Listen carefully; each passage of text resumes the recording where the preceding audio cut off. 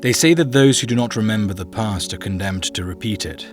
Some lessons, however, cannot be remembered. Instead, they need to be learnt from the history of others. Those who have not had their freedoms stripped away or experienced the oppression of totalitarianism firsthand can only stave off the dangers by looking to those who have. This is why I want to tell you the story of the Katyn Massacre. It isn't just the story of mass murder. It is also the story of a lie that was imposed on the victims of that crime for half a century. Katyn illustrates the essence of communist totalitarianism, both the inevitable violence and the inherent lie which formed the eternal soul of that ideology. We need to go back in time to the 23rd of August 1939, when Ribbentrop and Molotov signed a pact which briefly united two of the deadliest totalitarianisms of the 20th century. The secret protocol of the pact partitioned Poland between the Germans, who invaded on the 1st of September, and the Soviet Union, which followed on the 17th.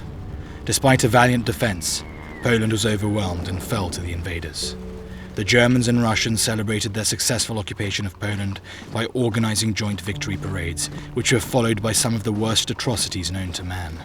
NKVD units immediately started mass arrests and deportations. They targeted those who potentially posed a threat to the new authorities. The Soviets deported over 1 million souls to the Gulag in the depths of the USSR, and some 22,000 Polish officers and members of the elite were interned in special NKVD camps in Starobielsk, Kozielsk, and Ostashków. For 6 months, they were brutally treated by the Soviets who hoped to break their spirit. The depth of the Soviets' depravity is exemplified by the fact that they allowed the officers to correspond with their families in order to establish lists for their next waves of arrests and deportations. The wives, fiancés, sisters, mothers and daughters of the officers were arrested and deported to the Gulag. Following lengthy interrogations, the communists soon realized the prisoners' unwaverable loyalty to God, honor, and an independent Poland meant there was little hope the Poles would become servile Soviet citizens.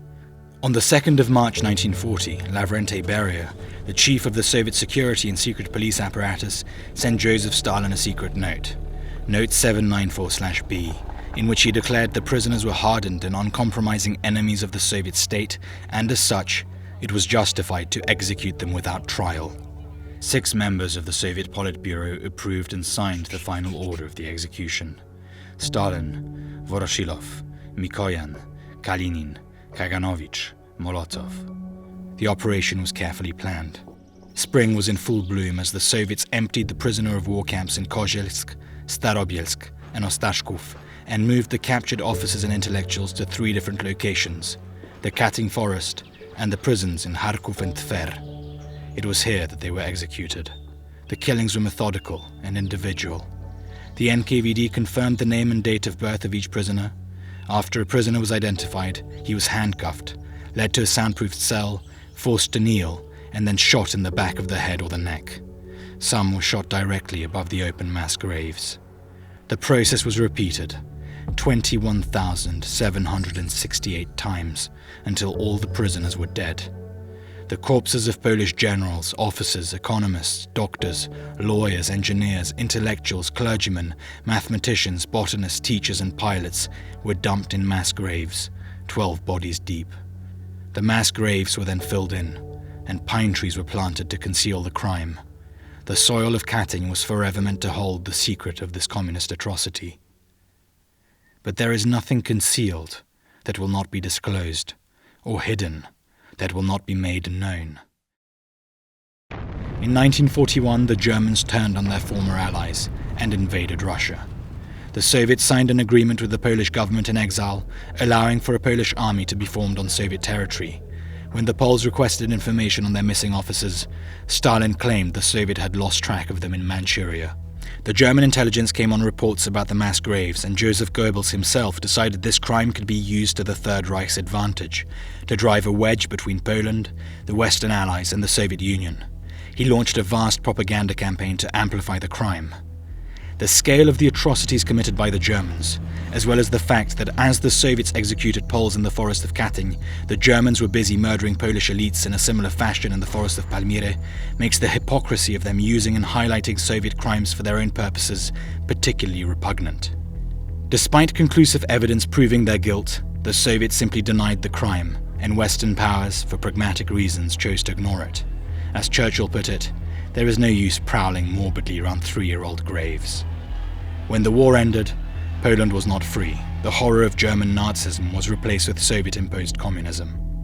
The very people who had invaded and brutalized Poland, those who had ordered the executions in Katyn, now ruled and hailed themselves as liberators as they rewrote the history of their many crimes.